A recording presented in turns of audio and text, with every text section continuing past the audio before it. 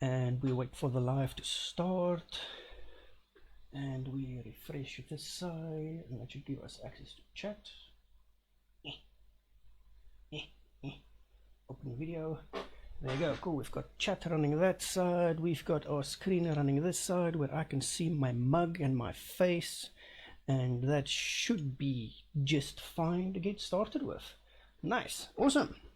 Good day, everybody. Hope you guys are doing quite well. This will be a live session to talk about the lovely new lens from TTArtisan, which they announced recently for Fujifilm X mount, Nikon Z mount, as well as Sony E mount. And the nice thing is, it is a 35mm lens, which is a f1.8. Look at that.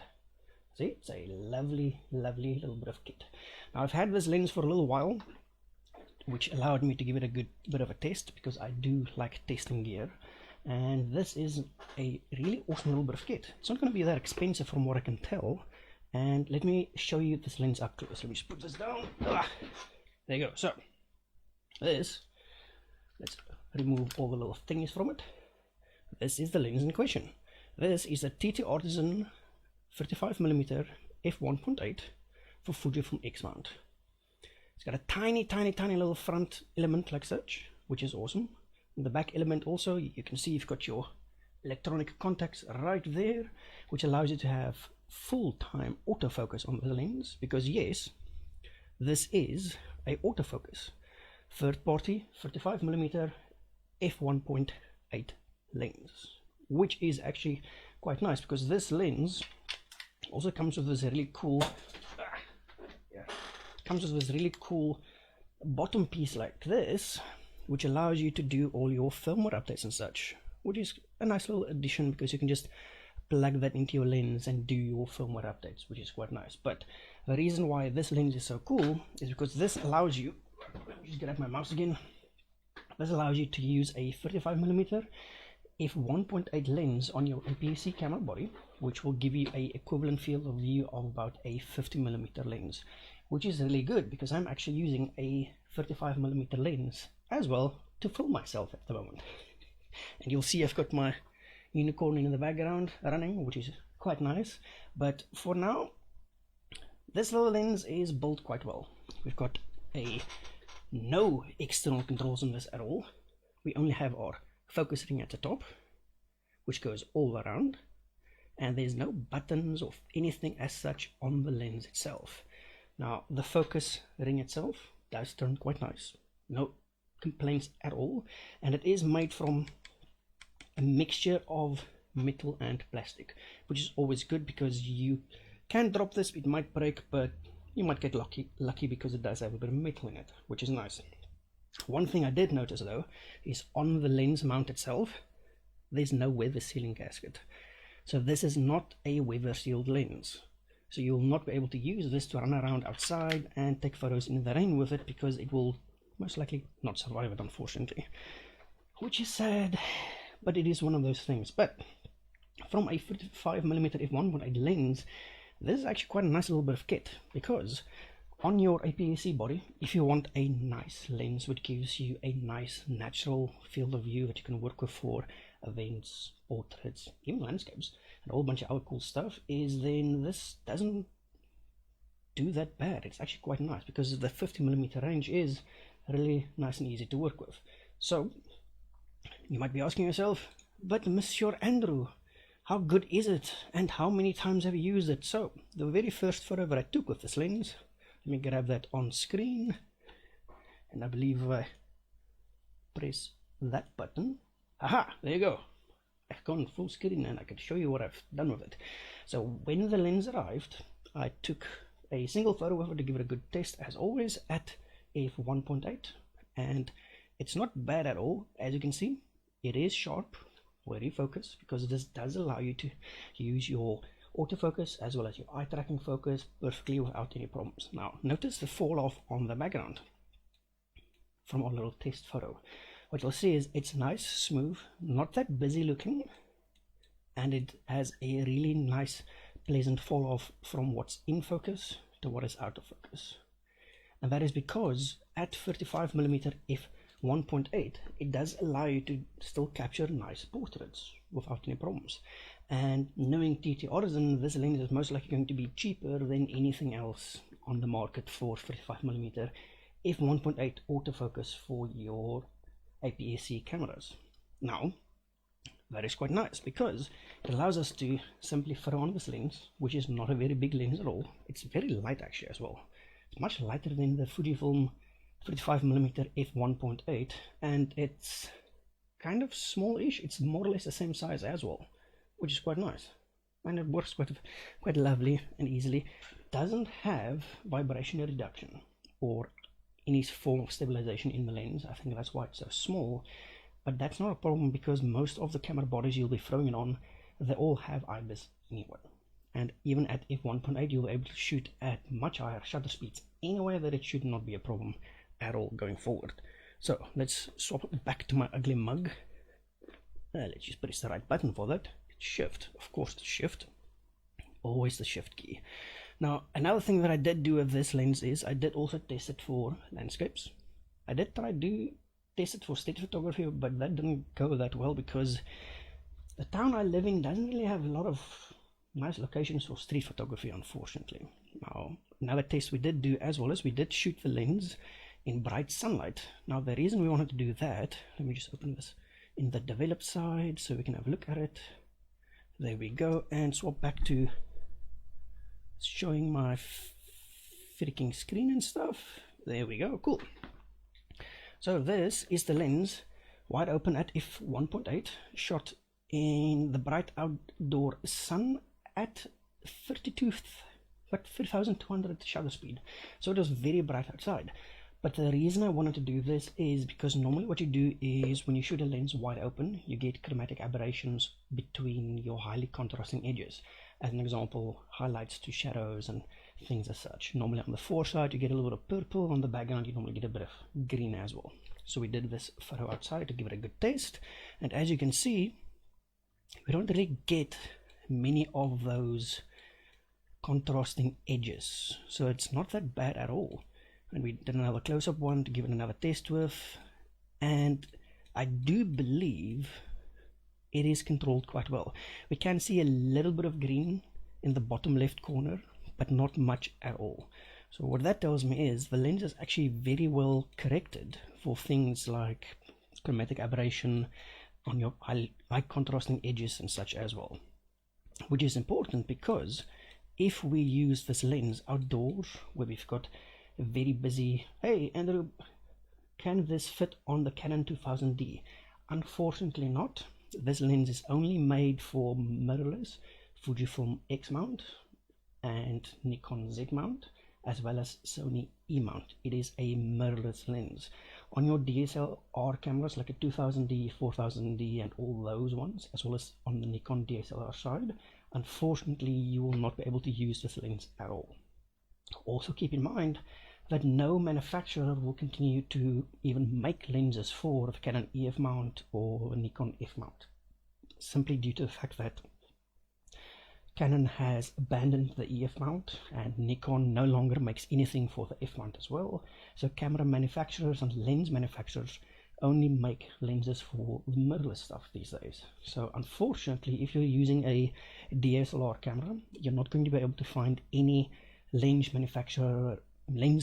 manufacturers make any new lenses for your cameras, unfortunately. It's just the way the market moves. We're now moving away from DSLR more onto the mirrorless market, which is fine as well because it does allow them to make really nice and cool, compact, fast aperture, awesome focusing lenses like the one we're having a look at today. Now keep in mind that even if you at some point in the future move over to the Canon RF mount, this isn't yet available for Canon RF mount. The reason for that is Canon has still kept the RF mount closed, meaning nobody can make third-party autofocusing lenses for it at the moment. But I think they might change their minds in the future at some point, so keep an eye out for that. But at the moment, unfortunately, for your Canon 2000D, 4000D and any other EF mount camera, this lens will not function on that camera specifically. It's just the way that it works, unfortunately. Apologies for that, but hopefully in the future something might come out that can help with that. We can only hope. So keeping on with our highly contrasting edges to keep an eye on them and see what they do, we can see that this lens does handle chromatic aberrations quite decently, especially if we shoot. Yeah, we're all going to mirrorless now. Yes, you are correct, my friend. We're all starting to move over to mirrorless because it is the way of the future. It just gives you better autofocus, better control over your exposure, because you can see your exposure much better on your screen compared to a DSLR camera, as well as your value for money is just better.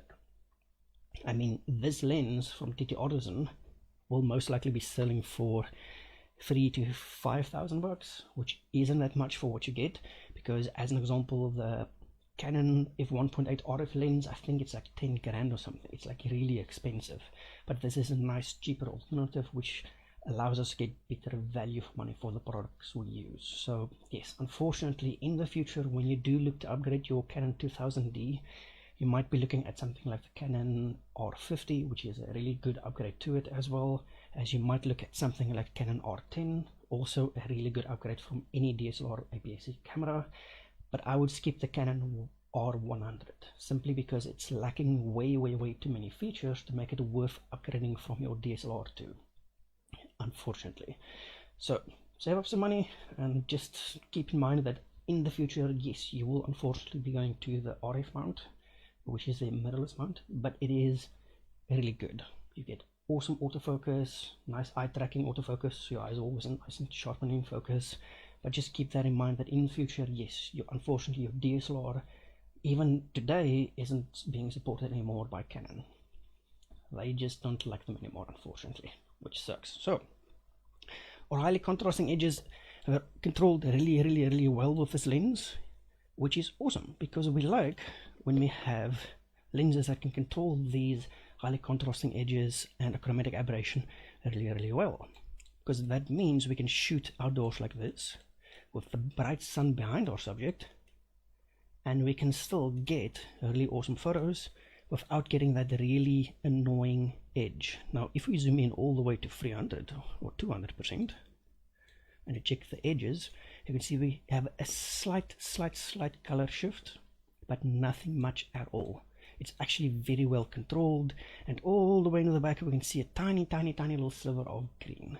So yes, this lens is not bad at all when it comes to your chromatic aberration. We can see it if we go to the absolute extreme when it comes to our exposing for photos and such. So yes, then you will get it with most lenses wide open, but for this little lens, for what it is and most likely how inexpensive it's going to be, is a really good performance. When you move from your highly contrasting edges to check your chromatic aberration, it's always important to have a lens where it's very well contained, because that allows you to shoot wide open and expose your subject in the scene. As an example, get your subject skin tones looking all nice. That is a bit too close. We're pixelating. There we go. See, so we can still grab nice focus on our subject, get the subject correct, exposed correctly, and the background, yeah, sure, the background is blown out, but our main subject is, well, the subject in the frame. So that just makes it nice and easy. Let's swap back to my face. Yes, that did swap back to my face quite nice. Now what you'll also notice is the filter thread and the size on this little lens isn't that big at all. It's quite small, which means that even for a f1.8 lens, we do have a small filter size, meaning that we can save quite a bit of money when we move to our filters. I believe that's a 52 filter. Let me see, I do have, where is that filter? This one. Come here. There you go. We do have a polarizing filter that fits on it, and it is a 52mm polarizing filter. So that means you only buy tiny little filters like this one for very cheap, and they will fit perfectly on this lens, which is nice, because that means you can get a nice selection of filters to use with it without breaking the bank, because it does use a nice small filter size, which we like. Now let's check on the performance of photos and sharpness, because we did take a couple of photos not only wide open, but we also stopped down the lens a bit so we could see more of the detail. So let's swap back to my screen. Come on, swap. It did swap. Cool. There you go. So in this scene, I shot this at 2.8 at 35 millimeters, and this is a landscape type of situation where I wanted to use the lens to take some photos of landscapes, just so I can see how sharp it is, how well it resolves the detail, and just overall just play around with it, because landscapes are normally a really good place where you can see corner sharpness and things as such as well. So on this one, we focused in the center of the frame. As you can see, at f2.8 at 35 millimeters, she is sharp, very sharp actually, quite nicely, and we do still get our fall off quite fast. See, so the foreground's out of focus, that rock's in focus, out of focus. So at 2.8 it resolves really good details compared to shooting at f1.8, because remember, when you start to stop a lens down, things sharpen up, which is nice. So let's go to the next one. I believe this is also 2.8, yes, 2.8, and we can zoom in and you can see that yes, it is still nice and sharp, which is awesome. I do believe we have one at, I think this is f8, yes, f8.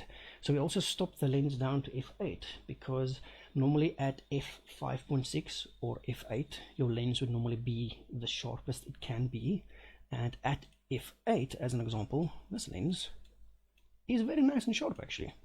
You can see all the little small details on the rocks very easily without any problems at all.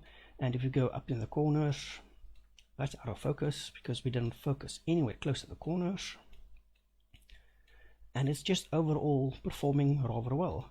Here is another one also shot at f8 where we can have a look at all the little details, and you can see that she is sharp. So yes, this lens, when you stop it down from f1.8 to f2.8 to even f8, it becomes really sharp. Now when we talk about our focus and how our focus will shift, if we have a subject in the center of the frame, more or less in the center, and we use our autofocus to grab the eye and focus on the eye, like we did with Uncle Justin here, it's nice and sharp where we focused. This was shot at f2.8, so we can get the entire subject's face in the shot, and we can just pull down the highlights a little bit and just bring up the exposure so we can see his face. There you go, very nice. And if you go down to the corners, it's still sharp in the corners, not as sharp as where we focused, but remember, we want focus to be where we focused, so that's fine. I did also, in the next photo, get Justin to move all the way to the bottom of the frame, so we could focus on him there, and just check the corner sharpness overall as well. Even at the bottom of the frame, we focus on this eye, it is nice and sharp. Let's just bring up the exposure a little bit. There you go, it is sharp where it needs to be, his ears nice and sharp. This is also at f2.8. If we go down, shoulders nice and sharp, and we still get that nice background fall off, even when focusing this close, which is nice. And you can see even our little out of focus balls, they're really nice and controlled. If I don't look that busy, if we go to the very edges, our out of focus highlights will start to get a little bit of a cat's eye shape. That's normal on many lenses as well, but as you can see, that's all the way in the corner where we didn't even focus, so that's quite nice. And this is at f2.8. so yes, you can get really nice and out of focus areas with this lens, because it is still a really good portrait lens. We did use it for a couple of portraits actually, and here is a full body shot of Justin just to test it with, also at f1.8, and he is nice and sharp. And that's the important bit, because we want to make sure that when we do focus a lens and we focus on our subjects, that it's nice and sharp where it needs to be. So this, for a 35mm f1.8, which will most likely not be that expensive, it is quite sharp where you focus, if you focus properly. If you misfocus, it will not be in focus at all. We also have some other ones where Justin's tiny in the frame, and he is still nice and sharp even at f1.8. So that's our entire frame. We focus at the bottom where Justin is, and he is still nice and sharp. And that is very important, because even at f1.8, at this distance from our subject, this lens still manages to resolve detail well enough that we can take full body portraits at a distance and still get them to be nice and sharp, which is awesome because we like sharp photos. Sharp photos are always so nice and important. And yes, we also did take a couple of random landscapes with this lens just for the fun of it. I mean, why not? It's just there. This is at f5.6, and we can actually go through them because I believe the first shot for this landscape was at f1.8, and we can then zoom in and see, yeah, we still resolve a decent bit of detail, not as much, and we can compare this then to our, let me click on it, f5.6 shot, and you'll see much more detail being resolved. We can actually go and put it like this and drag the f1.8 over to that side, and we can then compare the sharpness between them.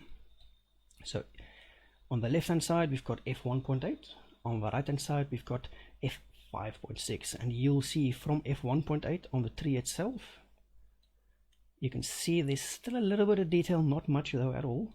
But just stopping down to f5.8, let's just increase the exposure from this one so we can more or less match them up.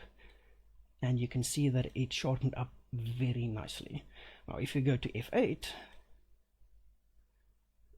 and we compare the f1.8 on the left hand side with the f8 shot on the right hand side, to brighten up a little bit, then you can see that yes, we resolve more detail on the f8 shot than we do on the f1.8 shot. And that is normal because at f1.8 you're not going to be resolving as much detail as you would at f8 or at f5.6, because remember, when you stop your lens down you will get more sharpness, which is important because we like sharp photos.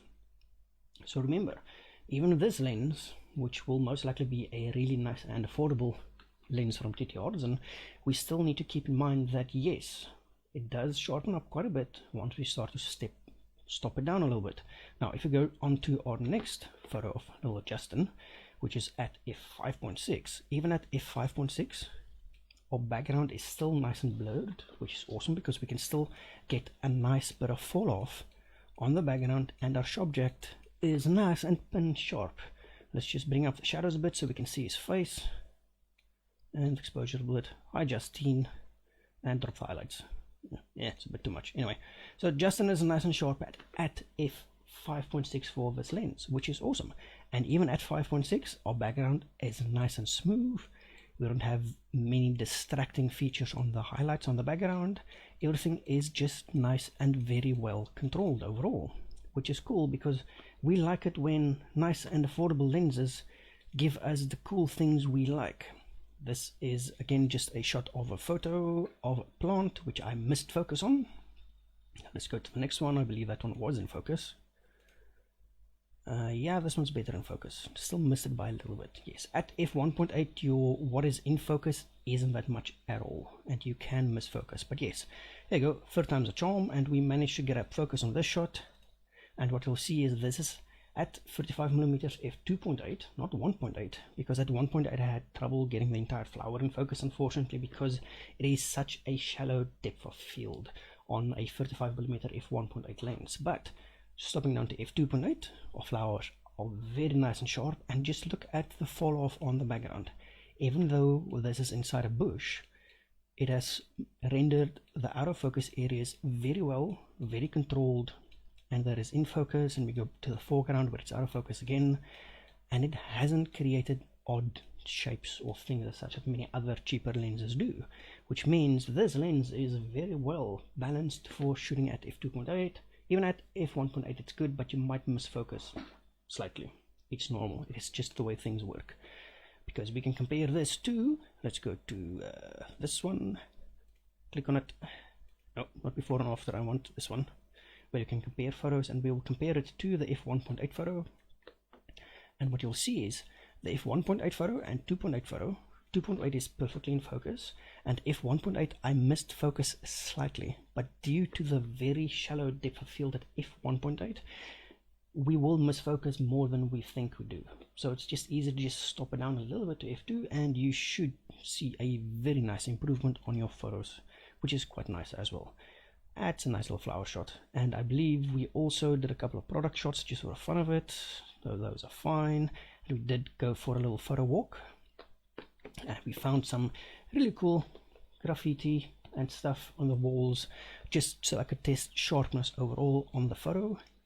This is shot at f2.8 again, just so we can get nice sharpness. You can see all the nice texture as well as we can see all the nice detail. So this is using the lens in a street photography type of role where we can walk around and just use it for a bunch of random shots as well.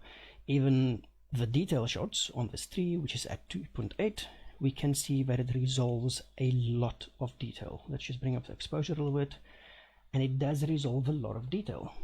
So this lens would definitely work really good for street photography because it gives you that nice natural field of view, which is awesome. And we can still, let's just bring up the exposure because I did underexpose it a little bit, and yes, we can get really out of focus backgrounds. Now that might be the one very big complaint I do have with this lens. So this lens, let's just swap over to my big face. So this lens, the TTArtisan 35mm f1.8 lens, does have one very annoying feature on it. It can only focus down to about 0.5 meter, give or take. So the problem comes in when you do focus down to only 0.5 meter more or less. Let's just see that it focused. Yeah, that changed.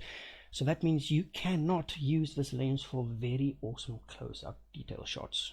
It's just the way that the lens is built. It's most likely going to be a very inexpensive lens, and they do have to cut something to make it so cheap for you.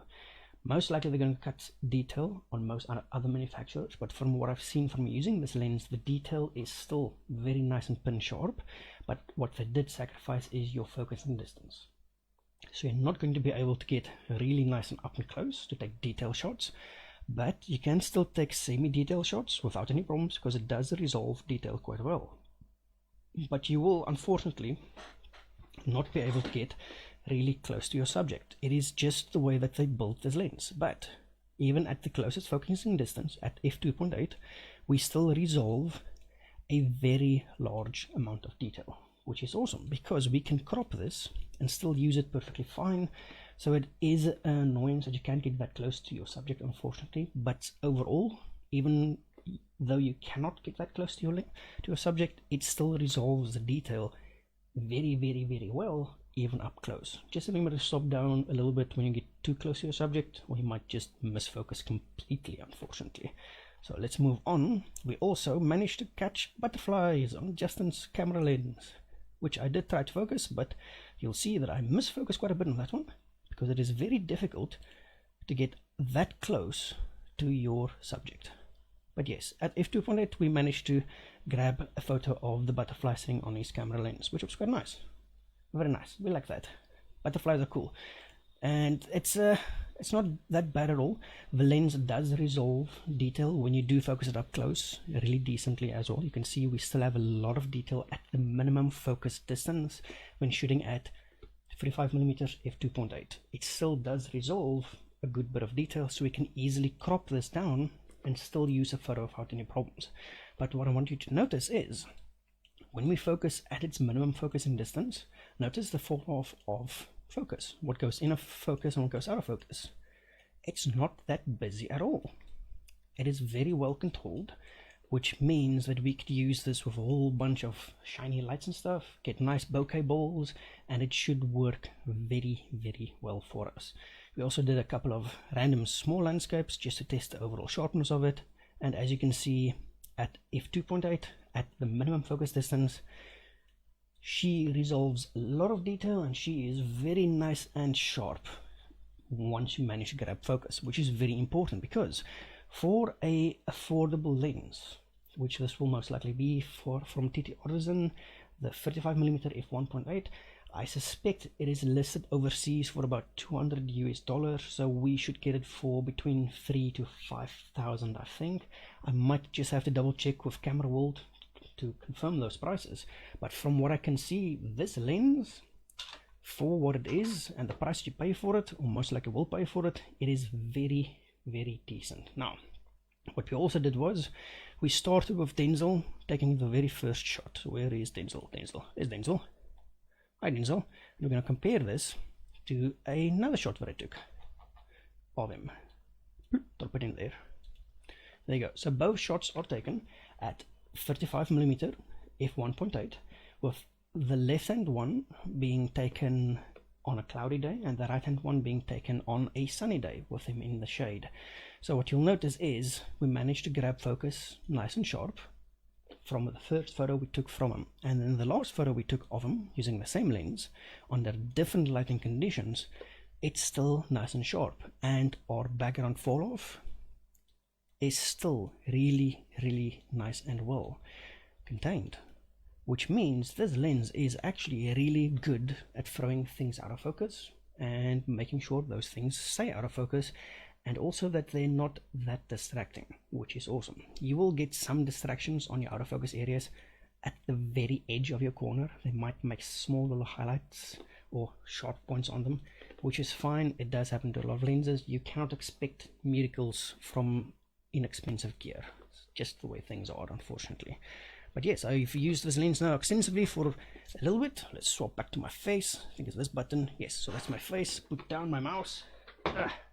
Grab the lens. So this lens, the TTArtisan 35mm f1.8 lens, is really awesome. It's going to be a affordable alternative option for your mirrorless camera.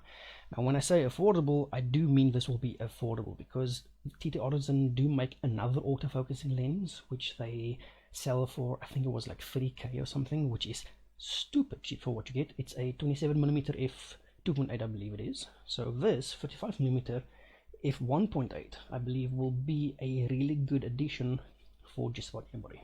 Now if we compare it to other options which you have on the market, if we look at the Nikon Z mount 35mm lens, it is a little bit sharper. It will be because it is a native lens, but it's also really expensive. Same with the RF mount 35mm f1.8. Mind you, the RF mount 35mm f1.8 is stupid sharp. That is a really good lens. Sony also makes a really nice 35mm f1.8 lens.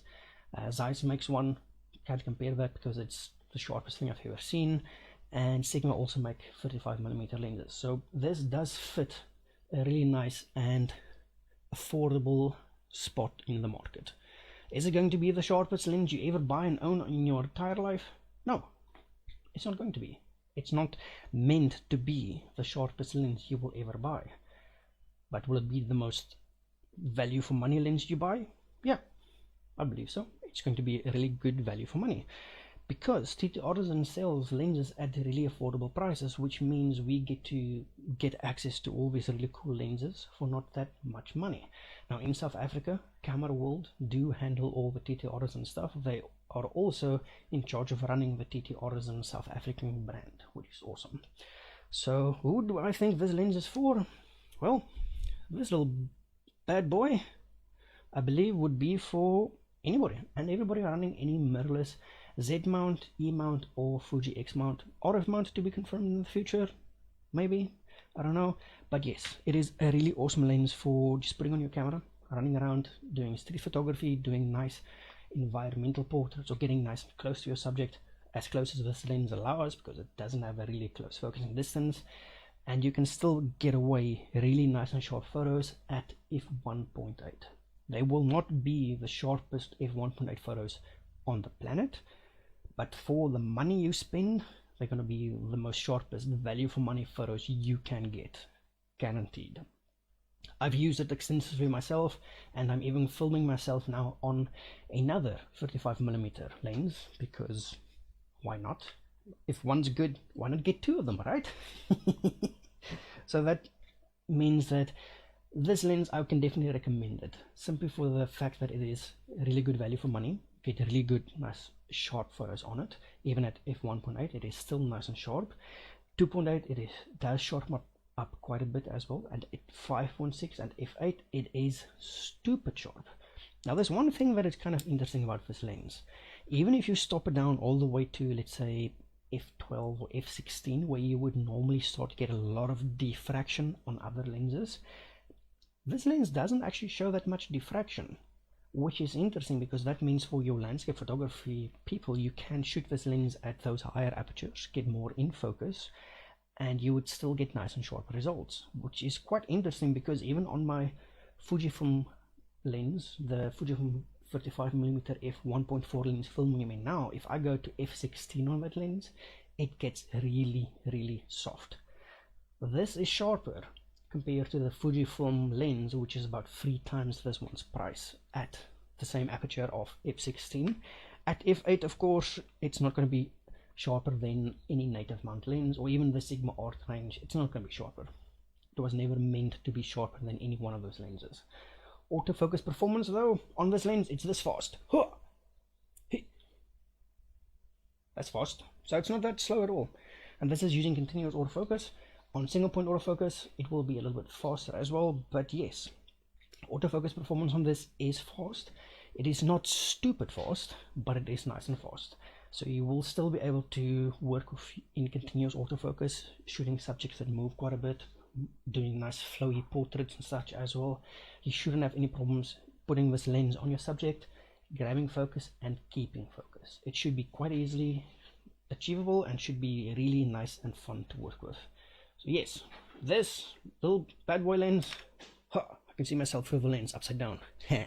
That's nice. That's nice. This lens, pros and cons. Pros, it's cheap, it's affordable, it's really good quality for the money that you spend. It is sharp where it needs to be, where you focus, from f1.8 all the way to f16, which is actually a really good performance for a lens like this. Corner sharpness will be a little bit softer compared to your center sharpness. It is just the way that cheaper lenses work. Unfortunately, they do sacrifice the corners a little bit, but yes, you can get really nice and sharp results from this lens. I just want to quickly swap over here and see. Yes, everything still looks fine. I haven't disconnected yet, so that's awesome. So yes, I can definitely recommend this lens if you use Sony E mount, Nikon Z mount, or even Fujifilm X mount. So I've been comparing it mostly to the Fujifilm X mount lens, and performance wise I don't think you'll be able to tell the difference. That's the nice thing about it. Yes, as an example, f5.6, the Fujifilm, Nikon, Canon, Sigma, Sony, all those lenses will be sharper, but will it be sharp enough where you will notice it? Maybe, maybe not. Depends if you zoom into 3 or 4 or 500% on your photos or not. So yes, I can definitely recommend this tiny little fun lens. It is not that bad at all. My unicorn's still in the corner, nice and out of focus, because we lack out of focus stuff. And I can definitely say that if you do own one of those mounts, keep an eye on the Camera World website. This should be available within the next month or two, I believe, in South Africa for everybody else as well. And it is actually really good. I do like this lens quite a bit. I've been using this now for quite a long time actually, weeks or even months now. You will never know, because I've had this lens for quite a while now, and it's been living on my camera, and that's saying a lot because I use my camera quite a lot. This has seen a wedding, portrait sessions, landscape sessions, photo walks, everything, and it's got some glitter in between the mounts and stuff, unfortunately, because we did do a disco shoot with this as well, and it performed amazingly. No complaints at all. So if you've got any questions, you can ask them down below right now, and I will answer them for you, specifically regarding TTArtisan or this nice little beautiful little lens that they sent me, because we do like getting stuff. Ta-da! TTArtisan! I like this lens. It's a favorite lens of mine. The nice thing is, because it has such a small filter thread, I can just throw on my little 52mm filters. They fit perfectly, no problems at all, which means that I don't need to spend a ton of money to get my filters working on them. And I like that, because it just adds to the value of it, which is nice. Anyway, thank everybody for joining me. It is always nice seeing everybody and seeing what you guys get up to during the weekend such as well. This lens will be seen many more times on my little channel group thingy on my Facebook page, especially because a lot of the previous photos from the last few weeks have been shot with this lens, and you would not be able to tell me that it was. It's just one of those nice fun little lenses to use. Highly recommend it. Highly recommend you keep an eye out for it. And if you do buy any of the mounts that it does work on, I can say that yes, this is a good option to jump to if you don't want to spend a stupid amount of money to buy the Nikon Z 35mm f1.8 lens, which I think is like freaking 18k or something. Let's just check that price quickly. Nikon Z 35mm f1.8. F1.8. Enter. So the Nikon 55mm f1.8 lens sells for 19,000 bucks. Holy hell, that's expensive.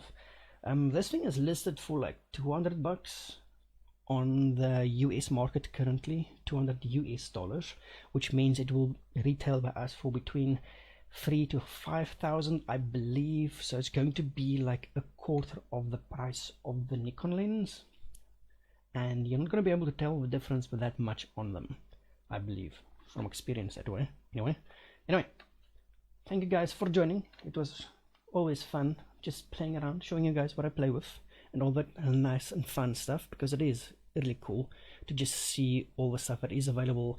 And it's really nice of TTArtisan to send us a nice little lens to play with, review, and just see what it can and cannot do.